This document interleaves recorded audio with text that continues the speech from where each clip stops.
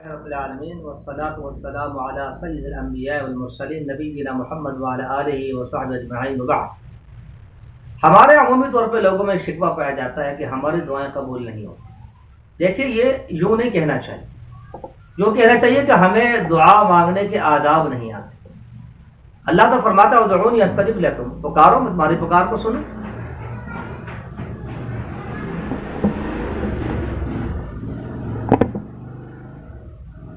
تو اللہ رب العالمین اگر ہمارے دعا قبول نہیں کر رہا تو ایسی کیا بات ہے؟ دیکھیے، حدیث شریف کے اندر یہ بات آتی ہے کہ بندہ جب دعا کرتا ہے تو اس کی دعا برباد نہیں ہوتی، اس کے ساتھ تین میں سے ایک معاملہ ہو جاتا ہے۔ ایک تو یہ ہے کہ اللہ کی مشیت میں لکھا ہوتا ہے دعا فوراً قبول ہو جاتی ہے، لکھا ہوا تھا یہ مانگے گا ہم دے دیں گے، اللہ کی تقدیر میں لکھا ہوا، مشیت میں لکھا ہوا، ارادے میں موجود۔ دوسرا پہلو یہ کہ جب وہ دعا کرتا ہے اور وہ چیز اس کو فوراً نہیں ملتی تو اس کا مطلب یہ ہے کہ اس کی دعا کو کی برکت سے اللہ رب العالمین نبی الاسلام نے فرمایا اس کی دعا جس کے عوض میں اس کو وہ چیز نہیں ملی جو مانگ رہا تھا، بس اللہ تعالیٰ نے اس کی دعا کو برباد پھر بھی نہیں کیا، بلکہ اس دعا کے نتیجے میں کوئی آنے والی بلا اور آفت اور مصیبت کو اللہ اس کو ٹال دیتا ہے۔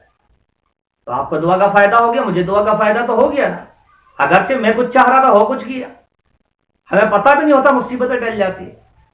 تیسرے نمبر پہ فرمایا کہ اگر دعا فوراً قبول نہ ہوئی، چیز نہ ملی اور کوئی مصیبت بھی نہ ٹلی تو پھر وہ دعا آخرت کا ذخیرہ کر دی جاتی۔ کل اللہ کی بارگاہ میں پہنچو گے تو وہاں لکھا ہوگا اس نے دعا مانگی تو اس کا اجر چاہیے، اس کا ثواب چاہیے، دعا عبادت، آپ کا اجر برباد نہیں ہو۔ نبی الاسلام کا فرمان ہے کہ اللہ رب العالمین کسی بھی مومن پر ایک نیکی کا بھی ظلم نہیں کرے گا۔ وہ جو نیکی کرتا اس کے دو اجر ہوتے ہیں، ایک دنیا میں ایک آخرت میں، اس کو دونوں اجر ملیں۔ تو دل چھوٹا نہیں کرنا چاہیے۔ ہاں البتہ رحمت عالم صلی اللہ علیہ وسلم نے اپنے صحابی غالباً سعد بن ابی وقاص رضی اللہ تعالیٰ عنہ سے کہا تھا اطب مطعمک تستجب دعوتک، اپنے طعام کو، اپنے کھانے کو پاکیزہ رکھو، حلال کا رکھو، مستجاب الدعوات ہو جاؤ گے، دعائیں قبول ہونا شروع ہو جائیں۔ اس پہلو کا ہمیں بہت غور کرنا چاہیے۔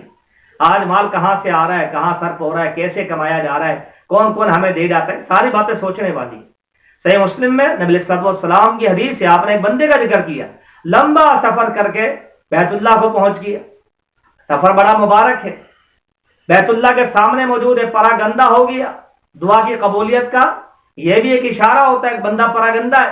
ہاتھوں کا اٹھانا یہ بھی دعا کی قبولیت کی طرف اشارہ ہے، دعا کے آداب میں سے ہاتھ اٹھاتا ہے، ایک اللہ وحدہ لا شریک کو پکارتا ہے، یہ پکار بھی بڑی مبارک ہے، سفر بھی بڑا مبارک، سب کچھ موجود ہے۔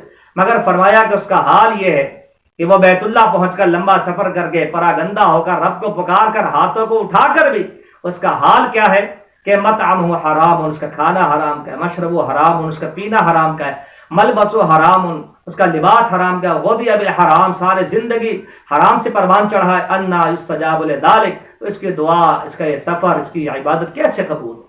تو اس پہلو پر ہمیں بہت زیادہ غور کرنے کی ضرورت ہے۔ قطع رحمی کی دعا نہیں ہونی چاہیے، ظالم بن کے دعا نہیں کرنی چاہیے، اور والدین کی نافرمانی کر کے دعا نہیں کرنی چاہیے۔ تو انشاءاللہ یہ ساری چیزیں ہم چھوڑ کے وہ چیزیں جو اپنانے کی اپنا کر دعا کریں گے، ہماری دعا ضرور قبول ہوگی۔ اللہ تعالی ہماری دعائیں قبول فرمائے۔ وما توفیقنا الا باللہ۔